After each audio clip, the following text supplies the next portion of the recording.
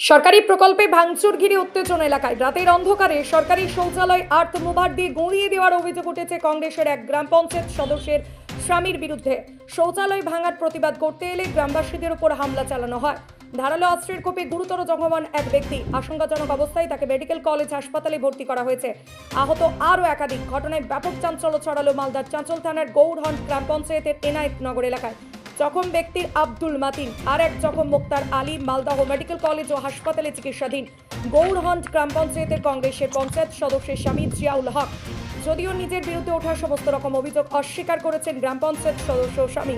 সরকারি শৌচালয় ছিল, ব্লক বা পঞ্চায়েতের মাধ্যমে বানানো হয়েছিল। আচ্ছা, কবে হয় এটা বানানো?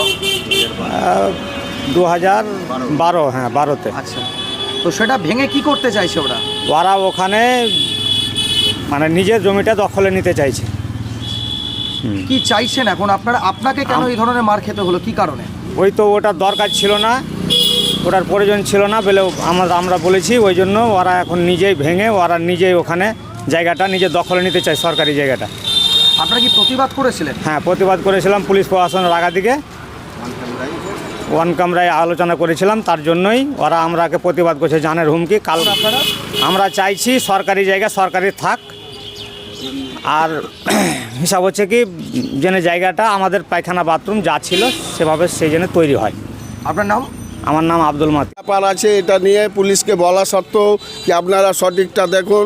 দুবার পুলিশকে জানানো হয়েছে, হ্যাঁ, এবং ভিডিওকেও জানানো হয়েছে। বারবার ভিডিওর কাছে আমরা গেছি, ভিডিও বলছে আমি এটা নিয়ে স্টপ করছি, সরকারি জায়গায় ছিল, সরকারি জায়গার ভাঙলেও আমরা এটা ব্যবস্থা করব।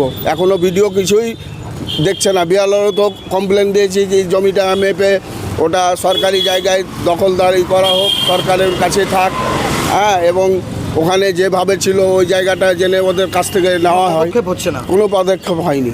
কি নাম আপনার? আমার নাম মনিরুল ইসলাম। আমি কিছু জানি না ওগুলো। এটা কি সত্যি ভাঙচুরের ঘটনাটা নিয়ে? না, সম্পূর্ণ মিথ্যা এগুলো, ফালতু ফাঁসানোর চেষ্টা করছে। একটা ফাঁসানো গেম চলছে। কিছু মাফিয়া দুষ্কৃতী আছে, টাকা চাইছিল ওদের কাছে, টাকা যখন না দিয়ে এগুলো একটা ফাঁসানোর চেষ্টা করছে।